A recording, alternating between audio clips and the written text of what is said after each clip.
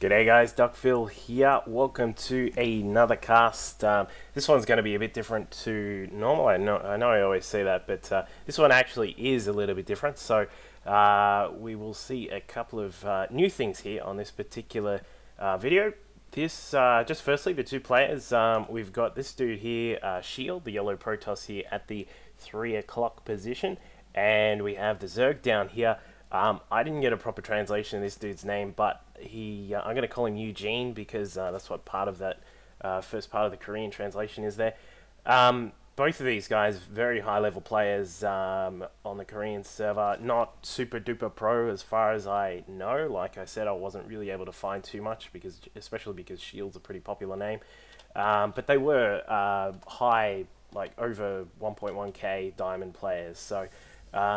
And the other thing about this is the map. Some of you may have noticed this is a bit of a different map. This is actually a lot like Python. If you can actually, you probably won't be able to see the minimap, but there is that familiar snake, that little snake path thing that goes through the middle of the map here.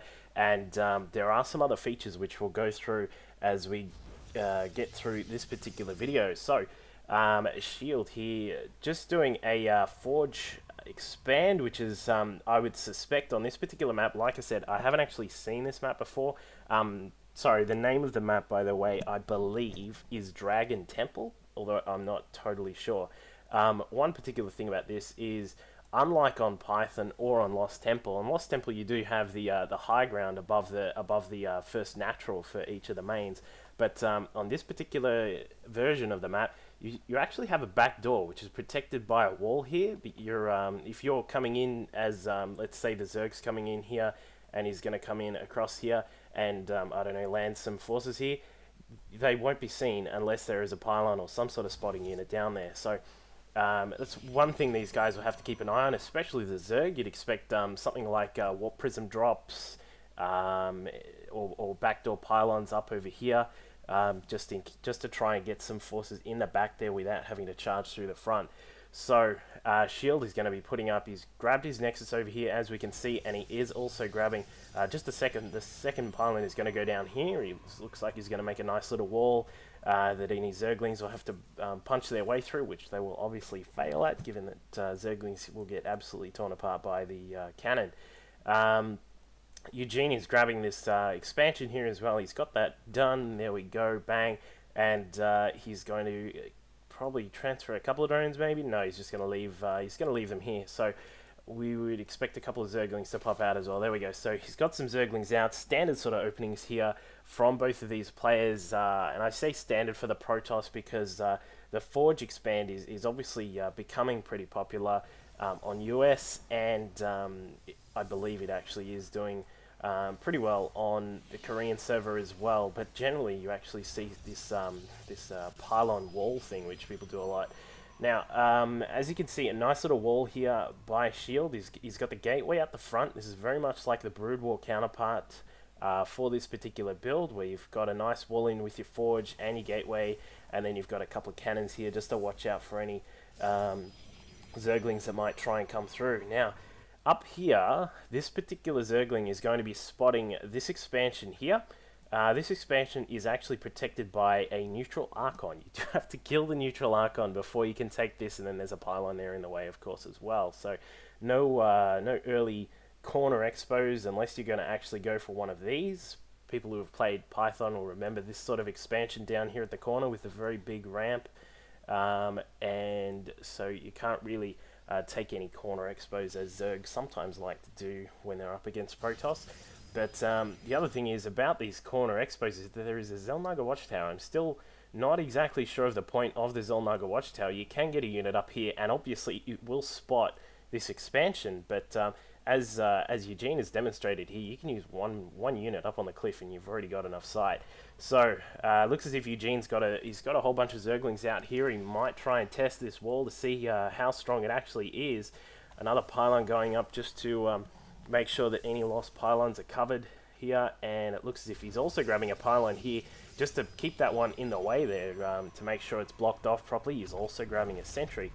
And what have we got from our Zergy friend Eugene over here? Not too much just at the moment. He's sort of sticking with this Zergling combo. He does have speed though, and the probe actually got out of position there, so we've got a Zergling bust in already despite the Forge wall in, and a lot of probes going down here. We have actually lost 9 units here, so that would be 10 now, so we've lost 10 probes here from ShiEld, and he's going to try and obviously surround these lings now and kill them off with the probes, and the probes do a decent job. 4 losses there with the Zerglings. Sorry, 4 more probe losses there, but we did have a lot of Zergling losses as well. Obviously, we've got 16 units lost in total. Nice play there by ShiEld. He put up a pylon just to block off the wall in, so no more Zerglings could run through.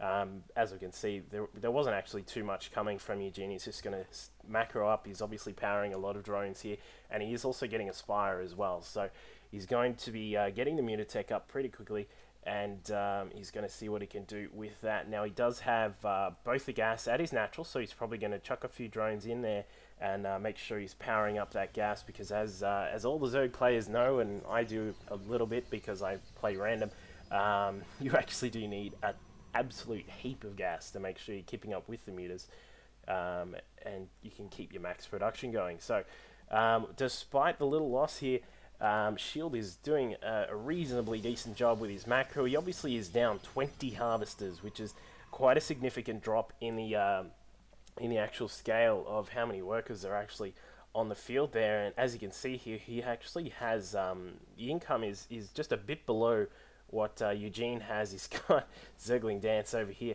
but ShiEld actually he's doing an alright job with his income. So a couple more gates on the way. He's going to have 5 gates in total. 6 plus this one at the wall. He's got a whole heap of sentries out, which is obviously because he's going to try and keep this wall in effect as long as he possibly can. And we are probably going to see him get some more stalkers shortly, you would hope, given that he is probably going to see that there are some mutas on the map as well.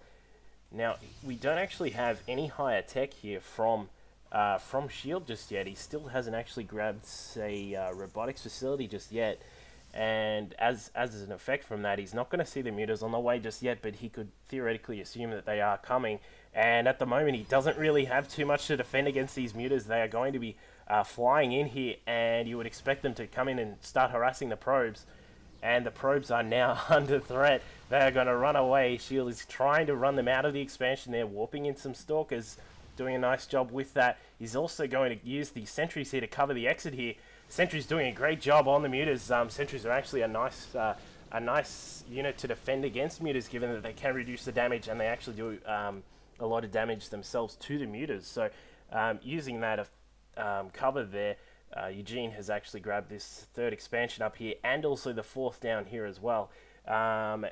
So he is going to be absolutely macroing up really hard, given that he is going to stick with this muta combo. Zergling's trying to get through, but there is no way past these pylons for the Zerglings. He's going to wall off and trap those Zerglings in. They are going to die, but all the sentries do go down as well. We have